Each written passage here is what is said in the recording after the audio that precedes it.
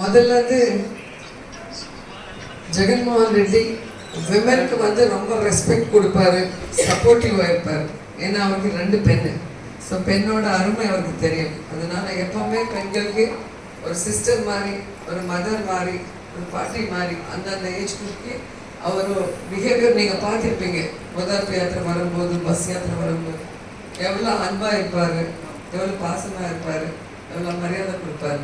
முதலமைச்சர் ஆனதுக்கப்புறம் பெண்களுக்கே ஆல்மோஸ்ட் எல்லாமே செஞ்சுருக்காங்க. 70% மேலே வீட்டு பட்டா கொடுத்தாலும், அம்மாவடி கொடுத்தாலும், ஆசரா கொடுத்தாலும், செய்த கொடுத்தாலும், எதுவாக இருந்தாலும் பெண்கள் கைக்கு போனால் அது குடும்பத்துக்கு யூஸ் ஆகும், அந்த குடும்பம் நல்லா இருக்கும்னு நினச்சவர்.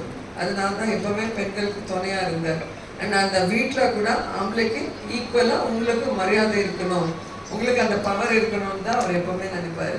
ஸோ அதனால் ஒரு விமன் எம்எல்ஏவா நான் எப்போவுமே பெருமைப்படுறேன். ஜெகன் சார் கேபினெட்டில் மினிஸ்டராக இருக்கிறதுக்கு, ஜெகன் சார் பார்ட்டியில் ஒரு லேடி லீடராக ஒரு எம்எல்ஏவாக இருக்கிறது நான் பெருமையாக நினைக்கிறேன். ஏன்னா பெண்களுக்கு ஒரு அவ்வளோ சப்போர்ட் கொடுக்கும்போது எனக்கு கூட ரொம்ப சந்தோஷம். ஏன்னா எப்போவுமே நான் விமனுக்காக நிறைய ஃபைட் பண்ணியிருக்கேன். நான் 1998 பாலிடிக்ஸில் இருக்கேன், நீங்கள் பார்த்துட்டே இருப்பீங்க.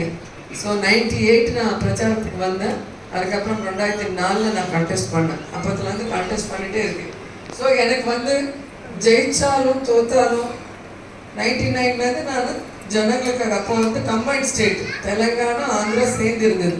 ஸோ ஒரு பெண்ணாக நான் இவ்வளோ இடத்துக்கு 295 ஐ திங்க் அத்தனை கான்ஸ்டன்ஸுக்கு நான் சுற்றி பிரச்சாரம் பண்ணி அவங்களுக்காக ஒர்க் பண்ண ஒரு லேடி. நான் ஒர்க் பண்ண லீடர் சரியில்லைன்னு தான் சந்திரபாபு நாயுடு நான் வெளியே வந்துட்டேன். இப்போ நான் ரொம்ப சந்தோஷமாக இருக்குது, பெருமையாக இருக்குது. ஏன்னா ஜெகன்மோகன் ரெட்டி சின்ன வயசு ஆனாலும் ஒரு வாய்ப்பு கொடுக்கலாம்னு சொல்லி எல்லாரும் 2019 அவர் ஒரு 151 சீட்டோட ஒரு மெஜாரிட்டியாக இன்னைக்கு அவர் முதலமைச்சர் ஆக்குனதுக்கப்புறம் முதல் நாள்லேருந்தே நார்மலாக சந்திரபாபு நாயுடு பார்த்தீங்கன்னா நான் உங்களுக்கு ட்வாக்ரா குரூப்க்கு எல்லாமே ஃப்ரீயாக எல்லாம் கொடுத்துருவான்னு சொன்னார். அது மாதிரி நிறைய கொடுத்தாரு.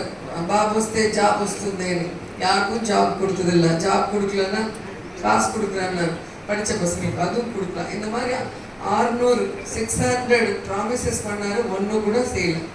ஆனால் ஜெகன்மோகன் ரெட்டி என்ன சொல்லியிருக்காரு பாதயாத்திரையில் 99% அவர் செஞ்சு கொடுத்துட்டார். அது முதல் நாள்லேருந்து செஞ்சு கொடுத்தாரு. ஸோ இன்னைக்கு நீங்கள் யோசிக்க வேண்டியது என்னென்னா, ஸ்டேட் டிவிஷன் ஆனும்போது ஸ்டேட் டிவிஷன் ஆயிடுச்சு, கஷ்டத்தில் இருக்குது, நஷ்டத்தில் இருக்குது, நான் செய்ய முடியாது அன்னைக்கு சந்திரபாபு நாயுடு சொன்னார். நீங்கள் எதுக்கு ஓட்டு போட்டீங்க? சரி, பெரியவர் ஆல்ரெடி 2 வாட்டி முதலமைச்சராக இருக்கிறதுனால அவரால் செய்ய முடியும், ஸ்டேட் டிவிஷன் ஆனதுனால. ஜெகன்மோகன் ரெட்டி சின்ன பையன் பண்ண முடியாதுன்னு நினச்சிங்க. ஆனால் சந்திரபாபு நாயுடு அது இன்னும் நம்மளை கடங்கால ஆக்கிட்டு அவர் நல்லா சம்பாதிச்சுட்டு போனார் தவிர நமக்கு எதுவுமே செய்யலை. ஆனால் அதே ஸ்டேட்டை இன்னைக்கு ஜெகன்மோகன் ரெட்டி சக்ஸஸ்ஃபுல்லாக இன்னைக்கு முன்னுக்கு கொண்டு போகிறாங்க. இந்தியாவிலே பெஸ்ட் 5 CMல அவர் ஒருத்தராக இருக்கார். நமக்கு எல்லா வெல்ஃபேர் ஸ்கீம் நடக்குது. உங்கள் இடமே நீங்கள் பார்ப்பீங்க, எல்லா ஊரில் பார்த்தீங்கன்னா உங்களுக்கே தெரியுது எது மாதிரி டெவலப்மெண்ட் நாங்கள் பண்ணிட்டு வந்திருக்கோம் சொல்லிட்டு. அது மட்டும் இல்லாமல் இன்னைக்கு 100 bedded ஹாஸ்பிட்டல் ஒரு வாட்டி நீங்கள் போய் பாருங்கள், எவ்வளோ பேர் போகிறாங்க அங்கே. டெலிவரிஸ்க்கு என்ன ஃபெசிலிட்டிஸ் பண்ணி கொடுத்தோம், டயாலிசிஸ்க்கு என்ன ஃபெசிலிட்டிஸ் பண்ணி கொடுத்தோம், ENT எல்லாமே. இது இல்லைன்னு சொல்ல முடியாது. அந்த அளவுக்கு ஹாஸ்பிட்டல் 5 கோடி வச்சு ரெனோவேட் பண்ணி எல்லா ஃபெசிலிட்டிஸ் கொடுக்குறோம். ஹார்ட் அட்டாக் வந்தால் அது சேவ் ஆகிறதுக்கு இன்ஜெக்ஷன் புதுப்பேட்டை ஏகாம்பரக்கு போகும் வீடியோ பார்த்துருப்பீங்க நீங்கள், நாங்கள் எடுத்தோம். ஐயப்பன் சார் அவங்க ஒய்ஃப் எல்லாருக்கும் சொல்லுது. ஏன்னா அந்த மாதிரி காஸ்ட்லி இன்ஜெக்ஷன் இல்லாமல் நிறைய பேர் இறந்து போயிருப்பாங்க. ஒருத்தர் இருந்தால் அந்த வீடியோவில் கஷ்டப்படணும்னு எங்களுக்கு தெரியும். ஸோ அந்த மாதிரி எல்லா ஃபெசிலிட்டிஸ் நம்ம ஹாஸ்பிட்டலில் இருக்குது. அவ்வளோ தூரம் நீங்கள் போக முடியாது. சின்ன ஜுரத்துக்கு, கோல்டு, ஏதாவது சின்னது இருந்தால் உங்கள் ஊர்லேயும் நீங்கள் பார்த்துக்கணும்னு சொல்லிட்டு உங்களுக்கு பழைய ஹாஸ்பிட்டல் இருக்கு இல்லையா புதுப்பேட்டையில், அங்கே ஒரு அர்பன் ஹெல்த் சென்டர் 80 lakhs ஒரு பில்டிங், எல்லா ஃபெசிலிட்டிஸோடு அங்கே ஒன்று கொடுத்தோம். சத்திரவாடில் இருக்கிறவங்க இவ்வளோ தூரம் வர முடியாதுன்னு சொல்லி அவங்களுக்கு ஒன்று கொடுத்தோம். இந்த மாதிரி எல்லாமே உங்களுக்காக நாங்கள் செஞ்சு கொடுக்குறோம். உங்கள் ஸ்கூல்ஸ் எல்லாம் ரெனோவேட் பண்ணோம். ஸ்கூல்ஸில் எல்லா ஃபெசிலிட்டிஸ் பசங்களுக்கு கொடுத்துருக்கோம். அவங்களுக்கு நல்ல சாப்பாடு, நல்ல புக்ஸு, நல்ல படிப்பு, இங்கிலீஷ் மீடியம் நீங்கள் கான்வெண்ட்டில் போடணும்னா எவ்வளோ கடன் வாங்கி போடணும், அதுக்கு எவ்வளோ வட்டி ஆகும். எனக்கு நல்ல படிப்பு உங்களுக்கு கடன் இல்லாமல் நடக்குது. ஹாஸ்பிட்டலுக்கு எல்லாமே ஃப்ரீ ஆஃப் காஸ்ட் நடக்குது. வீட்டுக்கு வந்து மெடிக்கல் டெஸ்ட் பண்ணி உங்களுக்கு எல்லா டேப்லெட்ஸ் கொடுத்துட்டு யாருக்காவது ஆப்ரேஷன் பண்ணணும்னா கூட இன்னைக்கு ஆரோக்கியஸ்ரீ மூலமாக ஃப்ரீ ஆஃப் காஸ்ட்டில் பண்ணிட்டு இருக்கோம்.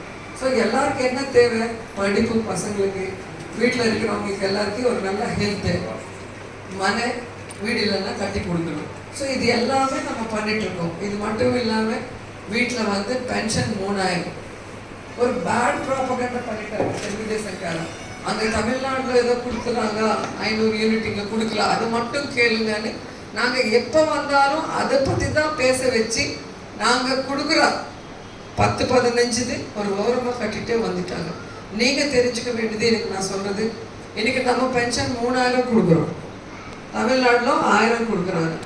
அவங்க 500 யூனிட்ஸு 2 மாதத்துக்கு சேர்த்து கொடுக்குறாங்க. 500 யூனிட்ஸ்னால் ஒரு 2000 ஆகும் பில், அவ்வளோதான். உங்களுக்கு அப்போது 6000 வருது பென்ஷன். அது இல்லாமல் உங்களுக்கு அம்மா வட்டி வருது, ஆசரா வருது, செய்யுத்த வருது, சுண்ணா வட்டி வருது, இப்படி எடுத்தால் நிறைய வருது, லட்சக்கணக்கில் நமக்கு வருது. ஸோ இது நம்ம வந்து மைண்டில் ஏற்றுக்கணும். தெலுங்குதேசக்காரர் சொல்கிறது நீங்கள் மைண்டில் ஏற்றுக்கிட்டே உங்களுக்கு நடக்கிற நல்லது நீங்கள் மறந்து எங்களுக்கு கஷ்டம் கொடுக்காம, அது மட்டும் இல்லாமல் உங்களுக்காக நாங்கள் நம்ம செல்வா சார் சொன்ன மாதிரி எல்லா கட்சியில் இருக்கிற மெயினான வீவர்ஸ் யார் இருக்காங்களோ அவங்களே கூட்டிகிட்டு போனோம் சிஎம் ஆஃபீஸில். ஸோ யூசர் சார்ஜஸ் 1 ரூபி இருக்குது பர் யூனிட்.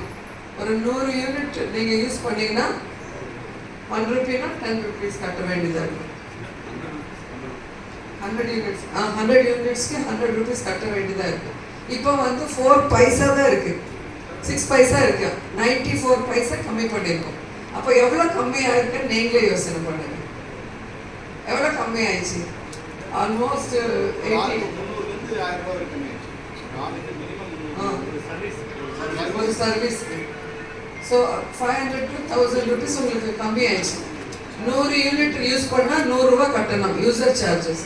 இப்போ வந்து 6 பைசா தான் ஒரு யூனிட் கட்டுறீங்க. அப்போ 100 into 6 பைசா. ஸோ எவ்வளோ குறைச்சிருக்குன்னு பாருங்கள். இது வந்து எந்த ஸ்டேட்டில் கொடுக்கல. நம்ம தொகுதிக்கு ஜெகன்மோகன் ரெட்டி சார் வரும்போது பப்ளிக் மீட்டிங்கில் நீங்கள்லாம் கேட்குறீங்கன்னு நான் கேட்கும்போது என் தங்கச்சி கேட்டாங்க, இங்கே இருக்கிற நெசவார்கள் கஷ்டப்படுறாங்கன்னு சொல்லிட்டு அவர் அங்கேயே ப்ராமிஸ் பண்ணார்.